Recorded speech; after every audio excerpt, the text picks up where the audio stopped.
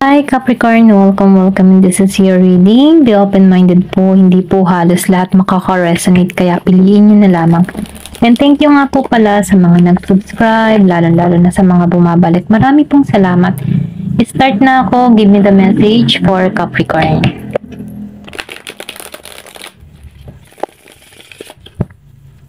Give me the message for Capricorn, please.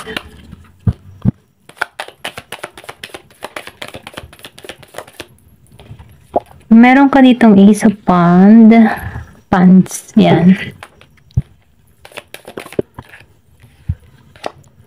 Meron ka ditong Two of Clouds. Excuse me po. Meron ka ditong The Wheel.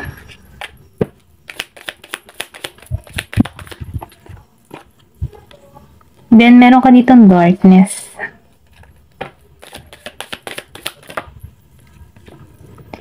Queen of Snow.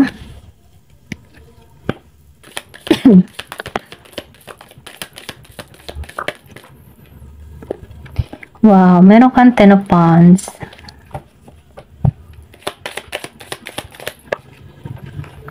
Meron ditong Seven of Waves.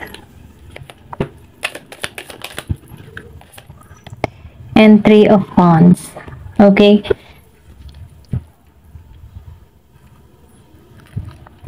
Ayan.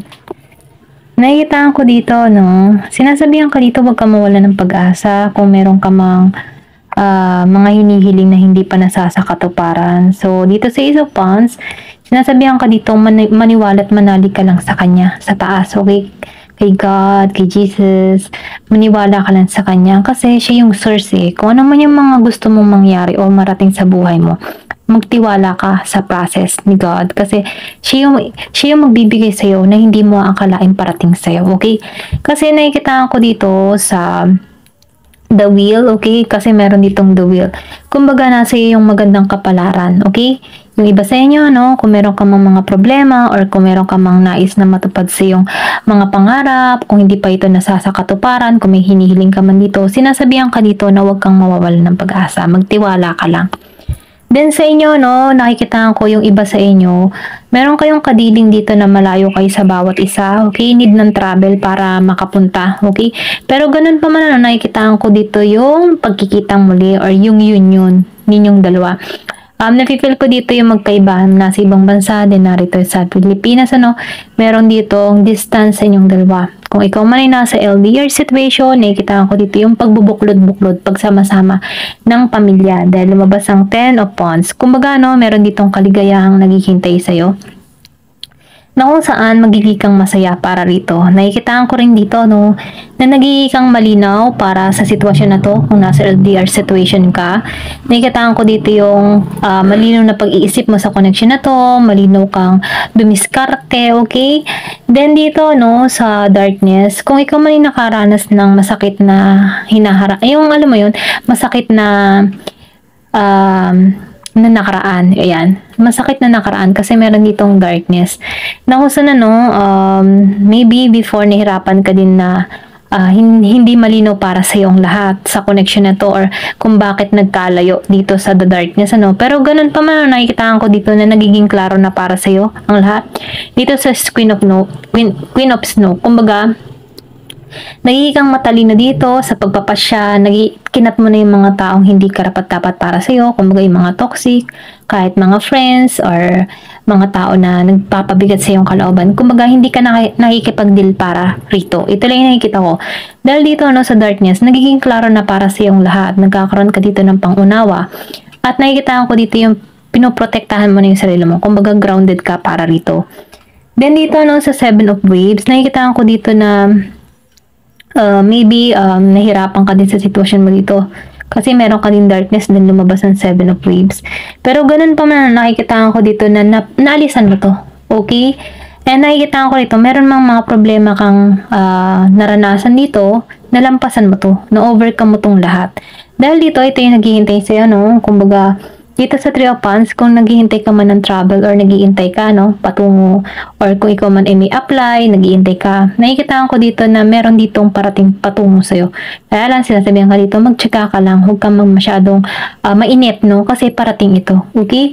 Then, nakikitaan ko dito, no, magiging positibo. Nang sa ganon, ma-attract mo dito ay positive na energy din na kung saan ito ay may magandang maidudulot sa'yo. Kung meron ka mang mga tinatrabaho, kung meron ka mang, kung ano man yung mga kinakaisip mo, no, kung ano man yung iniisip mo, kailangan mo lang maging positibo at maniwala ka at magtiwala ka sa source kasi nakikitaan ko dito yung sorpresa na hindi mo asahan na parating sa'yo. Ayan, tingnan pa natin kung ano pa yung patungo sa'yo. Then, nakikitaan ko dito, no, yung happiness. Meron ditong, ikaw man ay naghahanap ng pag-ibig, meron ditong parating. Ito lang yung nakikita ko. Give me more information.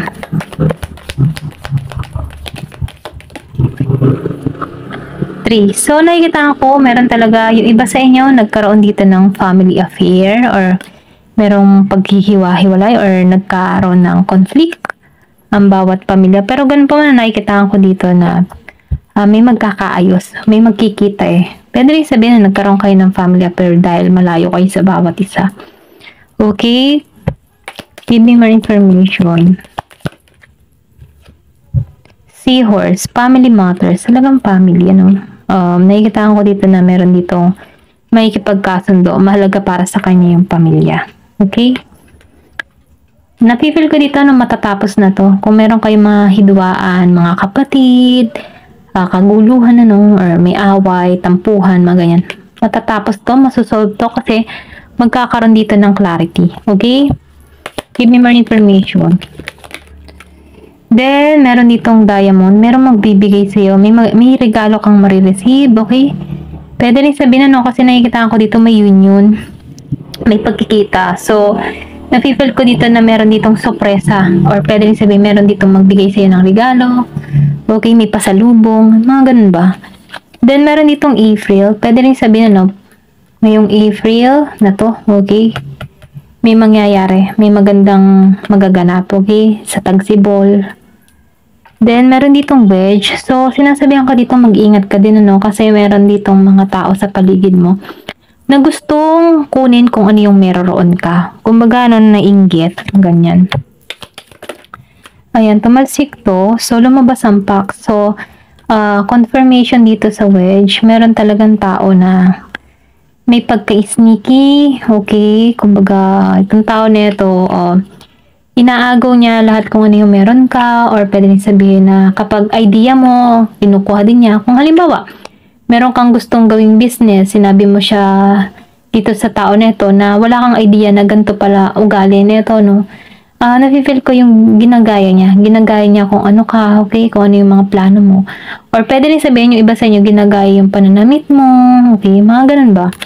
Then dito, no, sa prying fan. So, meron ditong trouble or pwede rin sabihin, akusahan ka. Pwede ikaw sabihin dito na nanggaya sa kanya kasi may pagka-sneaky itong tao na to. So, ingat ka na rin dito sa pagkakatiwalaan mo, okay? Kung meron ka mga idea, isarili mo na lang muna, okay? Huwag mong sabihin yung mga plano mo. Para nang sa ganun, no, hindi ka magaya nito. Ayan. Then, bull. So, nakikita ko dito, no, nagpapakita ito na malakas ka, malakas yung kalooban mo, then, kumbaga, hindi ka nawawalan ng pag-asa, okay? Hindi ka na, halimbawa, kapag may mga tao na nag-trader sa'yo, hindi mo na to pinagtutuunan ng pansin. Hindi ka na muling, alam mo yun, parang hindi ka na nakikipag-ugnayan muli dito, okay? Sa the bull, okay? Ito lang yung nakikita ko. Then, meron ka ditong sunrise. So, nakita ko dito, no, na merong bagong simula na naghihintay sa'yo. Bagong idea, then bagong venture, bagong paglalakbay. Or pwede rin sabihin na, no, merong sorpresang naghihintay sa'yo na hindi mo asahan na patungo to sa'yo. Ayan. Wall. So, meron dito hindi nagkaintindihan, ano? I think dito yan sa family matter. Kung meron ka mga dito sa family affair, kung meron dito mga hindi nagkaintindihan, pwedeng magkaayos na to, okay? So, kung meron ka man ditong nakasira, yan. Misunderstanding lang, hindi lang kayo nagkaunawaan. Then dito, no, so, Meron dito nakakaranas ng paghihiwa-hiwalay ng pamilya, broken family. Okay? Kasi may affair with your family, then discord among from family. Nagkawatak-watak, okay? Family matters. Pwede rin sabihin na, no, meron kayong maliban sa, meron kayong problema ang pamilya mo. Okay? Ito lang nakikita ko. Hindi halos lahat, no? Meron ditong family matters. Meron ditong year of the mouse, year of the rat, yan. Pero ganun pa man, ano, nakikitaan ko dito, sinasabihan ka dito kahit may mga problema kang tinatahak dito, hanapin mo yung balanse patungo sa'yo kasi meron lang ditong hindi nagkaunawaan. Okay, hindi nagkaintindihan. Ayan. Ito lang nakikita ko. Tingnan pa natin. Give me more information. Ayan. So, yung iba sa inyo, no, na-disappoint ka sa lover, okay? May disappointed ka sa lover dito. November, may naganap ng November. Then, the dragon. Beware of self-delusion. Ito yung ano sa'yo, no? Babala. Beware of your self-delusion. Okay, huwag ka mag-isip ng mga negatives. Ganyan. Dahil ito ay temporary lamang. Itong problemang kinakaharap mo, temporary lang. Kaya huwag ka mag-alala. Huwag ka mag-alala, mag-focus ka na lang dito, no? May fresh start, meron ditong gusto magsimula.